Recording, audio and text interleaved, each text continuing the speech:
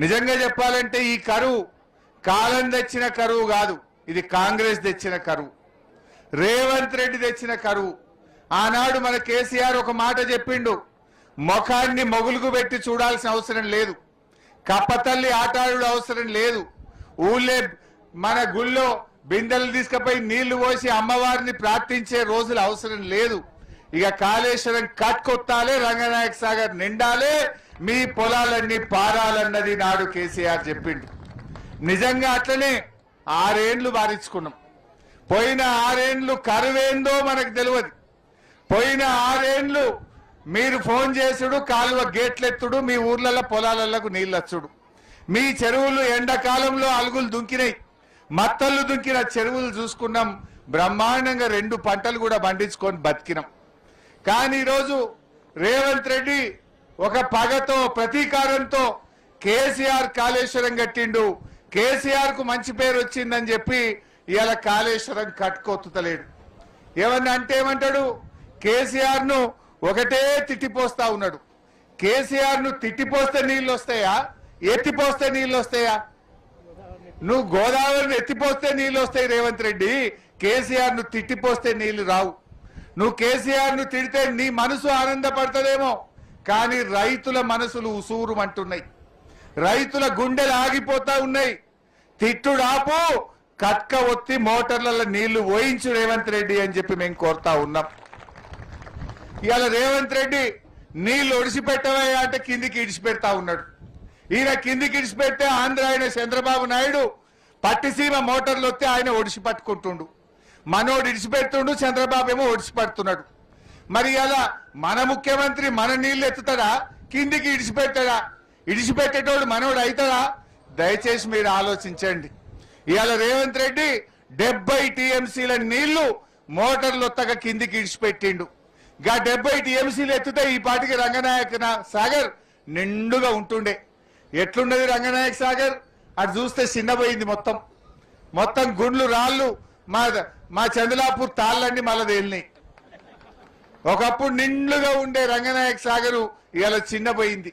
ఇవాళ రేవంత్ రెడ్డి గారిని మనం ఈ మీటింగ్ నుంచి ఒకటే డిమాండ్ చేస్తున్నాం, వెంటనే కాళేశ్వరం మోటార్లు వత్తాలే, మా రంగనాయక సాగర్, మల్లన్న సాగర్, కొండపోచమ్మ సాగర్ నీళ్లు నింపాలి.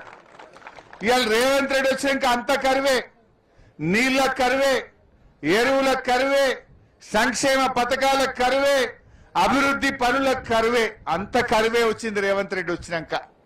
మనకేమో కరువు వచ్చింది, కాంగ్రెస్ వాళ్ళు మాత్రం మంచిగా బలుస్తున్నారు, వాళ్ళు మాత్రం దొడ్డుగైతున్నారు. కరువు ప్రజలకు, కాంగ్రెస్ వాళ్ళకు మాత్రం మంచిగా దొడ్డుగైతున్నారు. ఇదే ఇవాళ మీరు తెచ్చింది. ఇవాళ ఒక్కటి గుర్తుపెట్టుకో రేవంత్ రెడ్డి, మా అనంతగిరి పోషమ్మ తల్లి చాలా పవర్ఫుల్. నువ్వు గిట్ట అనంతగిరి నీళ్ళు ఎత్తకపోతే ఆ పోచమ్మ తల్లి మైమగల్ల తల్లి, ఆ తల్లిని భర్తం భర్త జాగ్రత్త రేవంత్ రెడ్డి అని హెచ్చరిస్తా ఉన్నా. మా రంగనాయక సాగర్ కు నీళ్లు ఎత్తకపోతే మా రంగనాయక స్వామి కూడా చాలా పవర్ఫుల్ స్వామి. మా రంగనాయక స్వామి నీ రోగం కుదురుస్తాడు, జాగ్రత్త రేవంత్ రెడ్డి అని హెచ్చరిస్తా ఉన్నా. మా మల్లన్న సాగర్ మా యాదవుల ఆరాధ్య దైవం.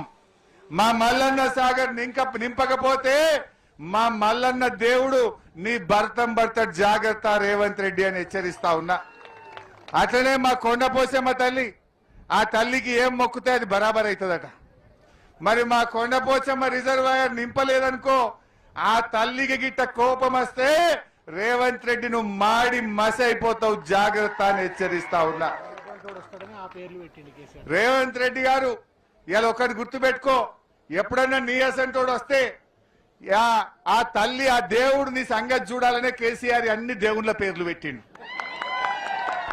ఇవాళ మనుషుల పేర్లు పెట్టలే కేసీఆర్. అంతగిరి పోషమ్మ పేరు పెట్టిండు, రంగనాయక స్వామి పేరు పెట్టిండు, కొమరల్లి మల్లన్న దేవుడు పేరు పెట్టిండు, కొండ పోషమ్మ తల్లి పేరు పెట్టిండు.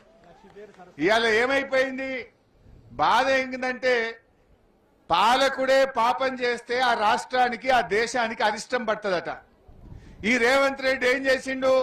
పార్లమెంట్ ఎన్నికల ముందు ఓట్లు వేసుకోవాలని కనబడ్డ దేవుని మీదల్లా ఒట్టు పెట్టిండు.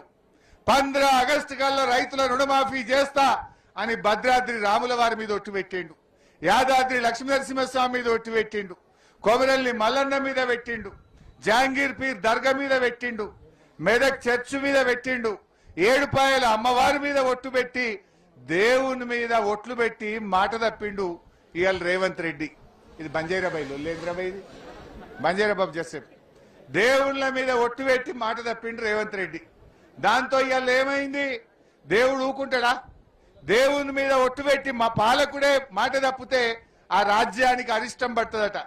ఇవాళ ఈ రేవంత్ రెడ్డి పాపం వల్ల, రేవంత్ రెడ్డి ఒట్లు పెట్టి మాట తప్పడం వల్ల ఈ రాష్ట్రానికి కరువు పట్టింది, కరువు వచ్చి పడ్డది. కేసీఆర్ ఉన్నప్పుడు 10 ఏళ్ళు ఎన్నడూ కరువు రాలే, కాంగ్రెస్ వచ్చింది మళ్ళా కరువు వచ్చింది. రేవంత్ రెడ్డి మాట తప్పి దేవుని మీద ఒట్టు పెట్టి మోసం చేసిండు, ఇవాళ అరిష్టం పట్టుకున్నది, కరువు వచ్చిన పరిస్థితి వచ్చింది. అసలు ఈ రేవంత్ రెడ్డి వచ్చిన తర్వాతనే రైతులను ఇవాళ అడుగడుగున వంచిస్తున్నాడు, వంతుల వారీగా రైతుల్ని వంచిస్తున్నాడు రేవంత్ రెడ్డి. మీరు ఒకసారి చూస్తే రుణమాఫీ నుంచి నీళ్ల దాకా రైతులకు వంచుడు, మోసం చేసుడే. రుణమాఫీ అయినా అదే అందరికీ జర కానువలు చేయెత్తురు చూద్దాం. ఇగో చూడు, 8 మందికి రుణమాఫీ కాలే. అసెంబ్లీలో ఏం చెప్పిండు? 35,000 కోట్ల రుణమాఫీ చేస్తా అని అసెంబ్లీలో చెప్పిండు. 18,000 కోట్లు చేసిండు, 18,000 కోట్లు ఎగబెట్టిండు. సగం మందికి రుణమాఫీ చేయలే. రైతు బంధు మొన్న మన సిద్దిపేటకే వచ్చిండు యాసంగిలా.